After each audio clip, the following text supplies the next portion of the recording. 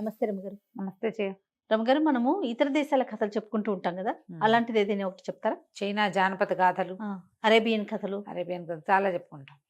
Russian కథ అనుకుందాం. ఇది రష్యా దేశంలో పూర్వం అప్పుడో గ్రీష్కా అనే ఒక కుర్రాడు ఉండేవాడు. వాడి పేరు చూడు భలేగా ఉంది, గ్రీష్కా. అమ్మాయిని పేరు లాగుంది కానీ గ్రీష్కా అని ఉండేవాడు. వీడు పల్లెటూరు వాడు. అయితే వాళ్ళ ఊళ్ళో ఏం పని దొరికేది కాదు వాడికి. అందుకని వాడు పట్నం వెళ్ళి పని చేసుకుందామని వాడి దగ్గర ఒక పార ఉండేదట. తవ్వుడు పని ఏదో చేస్తాడు, తవ్వకాల పని కోసం అని పోయి కూలీల అడ్డా మీద నుంచున్నాడు. చాలామంది చేస్తారు కదా. అయితే కొంతమంది వచ్చి పని వాళ్ళకి అవసరమైన వాళ్ళు అక్కడికి వచ్చి, ఇప్పుడు అడ్డా కూలీలను ఎలా తీసుకెళ్తున్నారు, అవును, అట్లా తీసుకెళ్తున్నారు. వీడికి ఎవరు పిలవల, వీడిని నుంచుని ఉన్నాడు. అయితే ఏమైంది, ఇంతలో ఒక బంగారు బండి వచ్చిందట. ఆ బండిని చూడంగానే అందరు పారిపోయారు. వీడు కొత్త కదా, కొత్త వాళ్ళు ఏం తలమొహం వేసుకుని నుంచుంటారు. అవును, వీడు నుంచుని ఉన్నాడు. నుంచుని ఉంటే ఆ బండిలోంచి ఒక ముసలి వర్తకుడు ఒక ఆయన దిగాడు. ఏరా అబ్బాయి, పని చేస్తావా అన్నాడు. ఏం పని అండి అని అడిగాడు వీడు. తవ్వే పనేరా, నీ చేతిలో పారు ఉంది కదా, అది చూసే నేను నీ దగ్గరకు వచ్చానన్నాడు. అని నీకేం కావాలన్నాడు. 100 రూపాయలు ఇవ్వండి చేస్తానన్నాడు. 100 రూపాయల బోళ్ళంత ఖరీదురా అన్నాడు ఆయన. ఖరీదుకేముందండి, నేను అంతకైతేనే చేస్తా, మీ బండి చూడగానే అందరూ పారిపోయారు, నేను చూశాను లేండి అన్నాడు. ఎవరు రారు ఆయనకి. సరే పద నాతోటి అని చెప్పి వాడిని బండి ఎక్కించుకున్నాడు. బంగారపు బండి ఎక్కి వెళ్ళాడు. వెళ్ళిన తర్వాత ఓ తినడానికి తాగడానికి ఏదో ఇచ్చారు. తర్వాత ఒక పెద్ద పడవ ఓడెక్కించి, తను ఏవో తవ్వే పనులు అలాగే తీసుకెళ్ళేవాళ్ళు ఆ కాలంలో, వాళ్ళతో కలిసి పోయాడు. పడవ ఎక్కించి తీసుకెళ్ళి ఒక ద్వీపంలో ఈ వర్తకుడికి బ్రహ్మాండమైన ఇల్లు, ఆయనకంటే కొంచెం ఎంగుగా ఉన్న ఓ భార్య, చక్కగా అందంగా ఉన్న ఒక మంచి అందమైన పిల్ల ఉన్నారు. ఆ పిల్లని చూడంగానే వీడి కళ్ళ ఇదైపోయినాయి, ఎంత బాగుందో అని. ఆ పిల్లకు కూడా వీళ్ళు నచ్చాడు. మామూలుగా వాళ్ళ నాన్న ఎవరైనా తీసుకొస్తుంటాడు పని వాళ్ళని, వాళ్ళు ఎవరు ఎప్పుడు బాగున్న వాళ్ళు ఎవరు రాలా. వీడు చూస్తే కుర్రాడు, ఆ పిల్లకి అసలు మనుషుల్ని చూసే అవకాశమే లేదు. ఒక కుర్రాడు తనకు దగ్గర వయసు వాడు కనపడేసరికల్లా కళ్ళు చికిలిచ్చి నవ్వింది. అక్కడి నుంచి ఈ పూటకి తిను తాగి పడుకో, రేపొద్దున్నే వెళ్దాం మనం పనిలోకి అని చెప్పాడు ఆయన. చెప్తే పిల్ల ఏం చేసింది, రహస్యంగా వాడి దగ్గరకు వచ్చి, రేపొద్దున మా నాన్నతో పాటు పనిలోకి వెళ్తావు కదా, ఏదైనా అవసరమైతే ఇది వాడుకో అని చెప్పి ఒక చిన్న అగ్గి పెట్టే, ఏదైనా ప్రమాదంలో ఉన్నప్పుడు అవసరమైతే ఇది వాడుకో అని చెప్పి ఇచ్చి, సరేనన్నాడు. చెకుముక్కు రాయి లాంటిది ఏదో చిన్న పెట్టె, అదే ఇప్పుడు రుద్దితే మంట వచ్చేదనమాట, జేబులో పెట్టుకున్నాడు. మర్నాడు పొద్దున పార భుజాన్ని వేసుకుని పదరా నాయన అన్నాడు వ్యాపారస్తుడు. సరే వీడేం చేశాడు, పార భుజాన్ని వేసుకుని బయలుదేరితే ఎక్కడికో తీసుకుపోయాడు. రథం ఎక్కించి తీసుకెళ్తే ఎప్పటికీ వాళ్ళు వెళ్ళదలుచుకున్నది రాల. తీరా వచ్చాక అదో పెద్ద కొండ, ఈ కొండ మీదకి ఎక్కన్నాడు. అది ఇట్ట ఉంది, స్థూపాకారంలో, కాళ్ళు జారిపోతున్నాయి, ఎక్కలేపోయాడు. కొండలు ఏవో ఎట్లా అంటే ఇట్లా ఇట్లా ఇట్లా ఉండి మధ్య మధ్యలో ఏవో తుప్పలుండి ఎక్కుతారు. ఇది అట్టా కాదు, ఏకంగా ఒక స్థూపంలా ఉంది. ఎక్కుతుండా జారి పెడుతుండా ఆయన. అయ్యేసరికల్లా ఏమన్నాడు, నీకేమిట్రా, అయ్యో దెబ్బలు తగిలినా, నీకు ఓపిక లేదు, ఉండు, ఇగో ఇది మందు తాగు, కాస్త నీకు బలం వస్తుంది, ఎక్కుతావని చెప్పేసి ఓ ఇంత గ్లాసులో, సీసాలో ఎంచో గ్లాసులో పోసి పానీయం చేతులు పెట్టాడు. అది తాగేసి ఈ గ్రీష్క స్పృహ తప్పి పడిపోయాడు. పడిపోగానే ఆయన ఏం చేశాడు, గుర్రాలు వేసుకెళ్ళారు. దానికి ఒక గుర్రం ఎక్స్ట్రా కట్టింది గుర్ర బండికి. ఆ గుర్రాన్ని చంపేసి దాని పొట్ట చీరి ఈ గ్రీష్కని అందులో కూర్చోబెట్టి కుట్టేసాడు ఆయన. కుట్టేసి బండిలో కూర్చున్నాడు. ఇంతలో ఏమిటి, 2 పెద్ద రాకాసి పక్షులు వచ్చినాయి. ఈ చచ్చిపడి ఉన్న గుర్రాన్ని చూడంగానే, ఈ చచ్చిపడి ఉంది కదా గుర్రం, దీన్ని చూడంగానే ఇట్లా గోళతోటి దాన్ని లేవ తీసుకుని తీసుకుపోయి కొండ మీద పెట్టుకుని తింటాం మొదలుపెట్టింది. గుర్రాన్ని తినేసినాయి. గుర్రాన్ని తినేసాక దాని పొట్టలో ఉన్నవాడు బయటపడతాడు కదా, వీడికి స్పృహ వచ్చింది. లోపల స్పృహ వచ్చి చూసుకున్నాడు. మనిషి కదిలేసరికల్లా గుర్రం, చచ్చిన గుర్రం ఇట్లా పడి ఉంది కాబట్టి పక్షులు తింటున్నాయి. అందులోంచి మనిషి లేచి నుంచి కెవ్వమని అరిస్తే మీకు పారిపోవు పక్షులు. పక్షులు 2 ఎగిరిపోయినాయి గుర్రాన్ని ముప్పాతికి తినేసి. ఓకే, వీడు లేచి నిలబడ్డాడు. కింద నుంచి వీడు కేకలు పెట్టాడు, ఏరా కుర్రాడా, బతుకున్నావా అని అడిగితే, బతుకున్నానండి, ఇక్కడ ఉన్నానండి, పైన ఉన్నానండి, ఇక్కడికి ఎటా వచ్చానండి అని అడిగాడు. అడిగేసరికల్లా ఎటాగొట్టా వచ్చావులేరా, పైనంతా బంగారమే, చూడు తవ్వి కిందకి దొర్లిచ్చేయి అన్నాడు. వీడేం చేశాడు, కొండే కదా ఇది, ఇంత బాగా ఎత్తునుంది, తవ్వుకుంటూ వెళ్ళిపోవచ్చు కిందకి అనుకున్నాడు. తవ్వి సాయంకాలం చీకటి పడేదాకా బోల్డ్ అంత తవ్వి కిందకి పడేశాడు.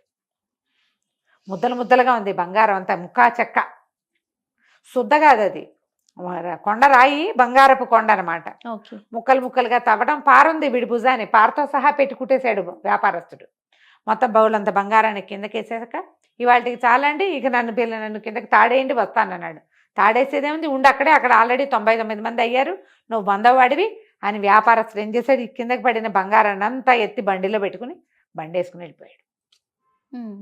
వీడు నిర్ఘాంతపోయాడు. అది ఇట్లా ఉండే స్తంభం, కొండ, దాని మించి దిగలేరు. అక్కడ మొక్క మోడు చెట్టు చేమ ఏమీ లేవు, నీళ్లు నిప్పులు అసలు లేవు. ఎటా అక్కడి నుంచి గుర్తొచ్చింది, అమ్మాయి ఒక పెట్టిచ్చింది, దానికి తెలుసు వాళ్ళ నాన్న ఏదో చేస్తాడని. ఆ పెట్టెలో ఇంచి పెట్టెని ఇట్లా తీసేసరికి అలా పెట్టె ఓపెన్ చేస్తే అందులోంచి 2 చెకుముకి రాళ్ళు లాంటివి, 2 రాళ్ళు ఇలా జల్లుమని బయటకు వచ్చినాయి. 2 బయటకు వచ్చి 2 కుర్రాళ్ళుగా మారిపోయినాయి, మంచి బలశాలు వస్తాదులు. ఏం కావాలి అని అడిగారు. ఇక్కడి నుంచి నన్ను దింపి సముద్రం దగ్గర తీసుకుపోండి నాయన అని అడిగాడు. వాళ్ళు ఏం చేశారు, వీడిని పట్టుకుని కొండ దిగేశారు, గబగబా దిగేసి తీసుకెళ్ళి సముద్రం దగ్గర వదిలిపెట్టారు.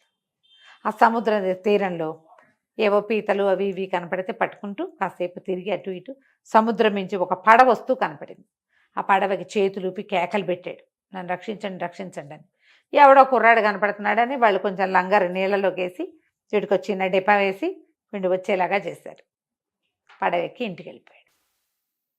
పైనుంచి వచ్చేటప్పుడు అంత బంగారం ఒంటుని పెట్టుకుని తెచ్చుకున్నాడు. ఓకే. వాడు పెద్ద శుద్ధలు తెచ్చుకుని ఆశకు తెచ్చుకున్నాం అనుకో, దాన్ని మొయ్యలేక చస్తాం మనం. చిన్నది తెచ్చుకున్నాడు. తెచ్చుకున్నాక ఏం చేశాడు, ఊరు వెళ్ళిపోయి నగరంలో పడు, సముద్రం ఎక్కడ ఏ నగరంలో పనికొచ్చాడో ఆ నగరంలో దిగిపోయి చక్కగా హాయిగా ఈ బంగారాన్ని ఖర్చు పెట్టుకుని ఇల్లు బాకిలి కాస్త చూసుకుని చక్కగా తిని 1 సంవత్సరం గడిపాడు, బంగారం అయిపోయేదాకా. బంగారం అయిపోయాక ఈ ఏడాదిలో వీడు ఒక 18-19 ఏళ్ల కుర్రాడు. అంతకుముందు ఆహారం లేక బక్కచిక్కిపోయి ఉండేవాడు, పుష్టిగా తయారయ్యాడు. ఇప్పుడు పుష్టిగా తయారై మీసం గడ్డం వచ్చినాయి, జుట్టు గిట్టు పెరిగింది, మంచి బట్టలు, బాగా తయారయ్యాడు. అక్కడి నుంచి ఏడాది తిరిగాక మళ్ళీ పోయి కూలీల అడ్డా మీద నుంచున్నాడు పారేసుకుని. బాగుంది. ఆ పని వాళ్ళు ఎవరిని తన్ని పిలవలేదు, పిలిచినా వీడికి వెళ్ళే ఉద్దేశం లేదు. ఇంతలో బంగారం బండి వచ్చింది. రాగానే మొత్తం కూలీలంతా పరిగెత్తారు, వీడు మాత్రం నుంచుని ఉన్నాడు. ఆ బండి వ్యాపారస్తుడు గ్రీష్కని గుర్తుపట్ల, వీడు మారిపోయాడు. అప్పుడు వాడు ఒక్కిగా పని యావతో ఉన్నవాడు. ఇప్పుడు వీడికి అన్నీ తెలుసు, ప్రపంచం దిట్టంగా ఉన్నాడు, వీడు దిట్టంగా ఉన్నాడు, ప్రపంచం తెలుసు. అక్కడి నుంచి అబ్బాయి పార పని ఉంది చేస్తావురా అన్నాడు. చేస్తానండి, 200 రూపాయలు ఇప్పించండి అన్నాడు. 200 రూపాయలు చాలా ఎక్కువ అన్నాడు ఆయన. దానికేముందండి, మిమ్మల్ని చూసి వీళ్ళంతా పారిపోయారు చూడండి, నేను ఒక్కనేగా నుంచున్నా, నాకు డబ్బులు అవసరం ఉన్నాయి, వస్తానంటే వస్తానన్నాడు. మీరు డబ్బు ఇస్తానంటే వస్తాను. సరే రమ్మని బండి ఎక్కించుకున్నాడు, గ్రీష్కని తీసుకుపోయాడు. పడవ ఎక్కారు, వెళ్ళారు, మళ్ళీ ద్వీపంలో దిగారు. దిగిన తర్వాత ఏమైంది, సరే ఆ రాత్రికి భోజనం చేసి పడుకున్నారు. మర్నాడు పొద్దున గ్రీష్క వ్యాపారస్తుడు ఇద్దరు కలిసి బండి ఎక్కి ఒక గుర్రాన్ని ఎక్స్ట్రా కట్టుకుని తీసుకుపోయారు. వెళ్ళి బంగారపు స్తూప స్తంభం దగ్గరికి వెళ్ళారు, స్తూపపు కొండ దగ్గరికి. ఓకే. వెళ్ళాక ఆ కొండ ఎక్కంటే, కొండ నేను ఎక్కలేనండి, నాకు అసలు చాలా ఆయాసం, నీరసం, కాళ్ళు నొప్పులు, ఏదైనా కింద తవ్వమంటే తవ్వుతాను, కొండలు గంటలు నేను ఎక్కలేనండి అన్నాడు. అనేసరికల్లా ఉండు, నీకు ఒక మంది ఇస్తాను, నీకు మంచి బలం వస్తుందని ఆయన సీసా తీసాడు. తీస్తే కుర్రాడు అన్నాడు, అబ్బే నాకు అక్కర్లేదండి, నేను కూడా తెచ్చుకున్నాను చక్కగా మంచినీళ్ళు, మా నీళ్లు తాగితే అసలు మా ఊరు నీళ్లు మామూలు నీళ్ళు కాదండి, ఇది కొంచెం చూడండి అని సీసాతోటి నీళ్లు తీసి నోట్లో పోసుకుని కాసిని ఆ సీసా ఇచ్చాడు, మీరు తాగండి అని. ఆయనకేం అనుమానం లేదు, మంచినీళ్ళు అవి. తాగాడు కదా అతను. నీళ్లు తాగేశాడు. తాగేసి 2 నిమిషాల్లో స్పృహ తప్పి పడిపోయాడు.